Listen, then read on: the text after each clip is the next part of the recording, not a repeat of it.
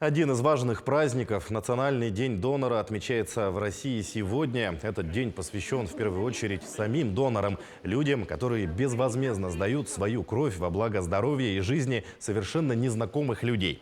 В Якутске в прошлом году было зарегистрировано 5600 доноров, из них 1100 – почетные доноры России. В прошлом году станция переливания столицы провела 12 тысяч кровоздач. Стать донором может каждый человек от 18 лет, не имеющий тяжелых хронических и инфекционных заболеваний весом не менее 50 килограммов.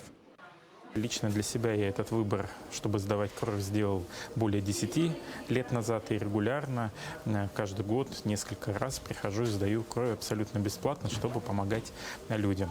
Кровь идет тем, кто нуждается и находится в стационарных лечебных учреждениях. Кроме этого, кровь используют и для запасов в случае возникновения чрезвычайных ситуаций. Поэтому я считаю, что сдавать кровь нужно, это полезно и это благое дело.